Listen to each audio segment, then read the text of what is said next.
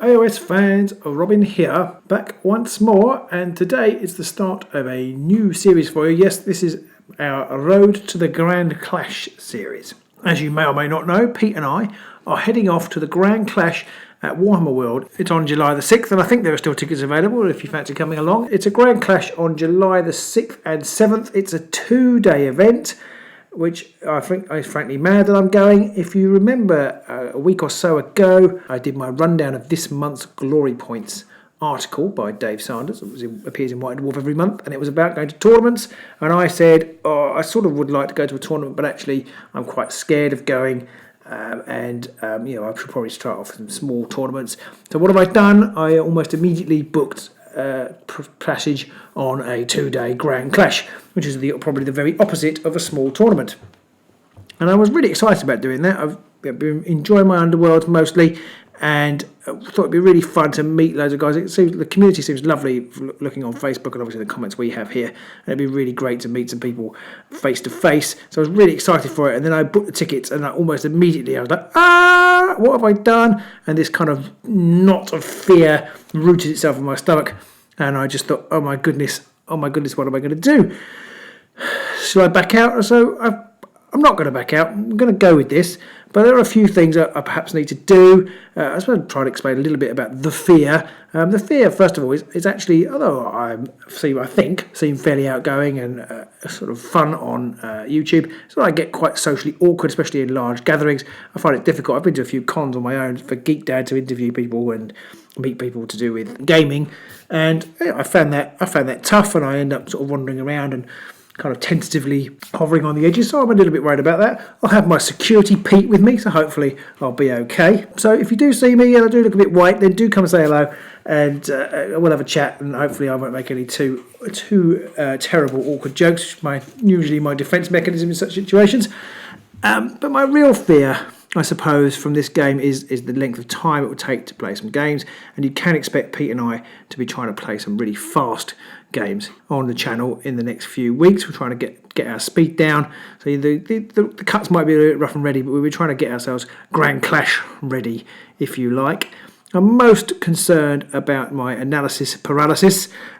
One of the problems of doing the channel is that we play different decks every week, and therefore I never really get to know my deck. So hopefully with a bit of consistent play over the next few weeks, we'll actually know what I'm doing. So that should cut down the analysis paralysis. So I'm going to choose a warband that is, I think, reasonably simple to play, a kind of a more direct warband than maybe some of the more manoeuvrable, possibly with lots of sort of complicated ploys and inspire mechanics and that kind of thing.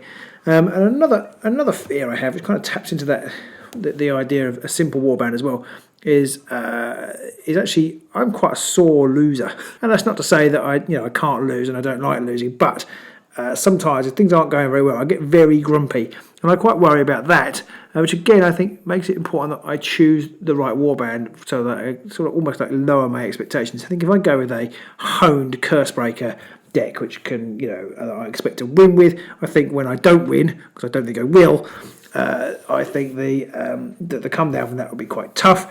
I played with Pete the other night, and all credit to Pete, he said I was fine, but I was really not horrible, but just really I had a bit of other stuff going on which kind of fed into it. But I lost.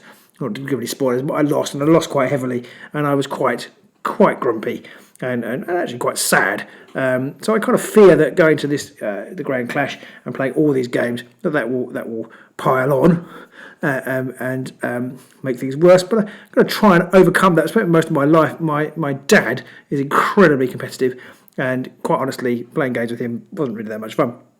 I've tried to overcome that for most of my adult life and try not to be like that, and I don't always succeed, but I was really trying not to come over as super competitive, but one thing I will try and do is it's not so much the losing, it's the A, being hammered into the ground, but B, it's when you have a plan and you can see a way out and then the dice just screw you over. Now I can't really complain about this in our games. Pete has the most atrocious luck of any player I've ever seen doing anything, I think.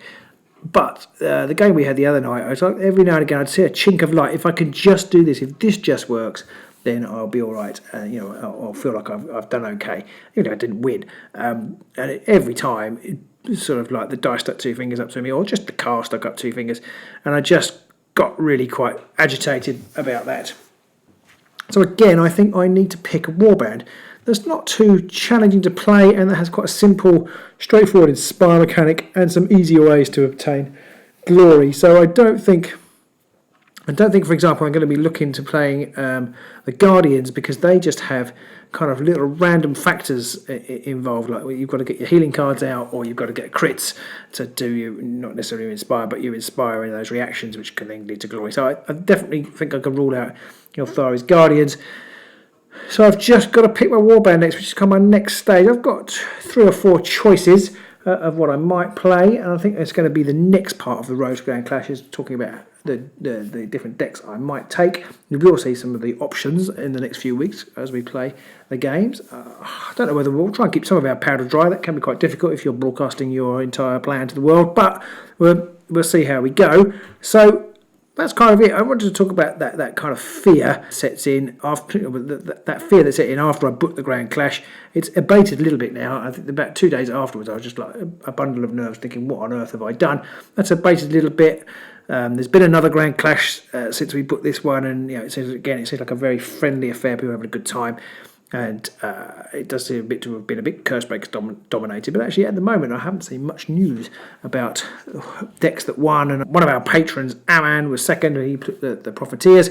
They do look pretty slick, so we're expecting them to turn up at this Grand Clash. Mainly, I guess, is that I have to try and keep in mind that it's just fun.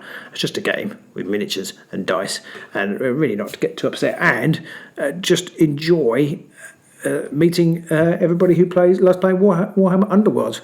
Pete and I don't get to do that very often. This is going to be like a massive weekend of meeting loads of people who play Warhammer Underworlds. So I'm really looking forward to that. So do drop a comment below if you're going to the Grand Clash. Do drop a comment below if you suffer from fear or sore losing, or what you do and what you do to overcome those things. I'd be fascinated to know.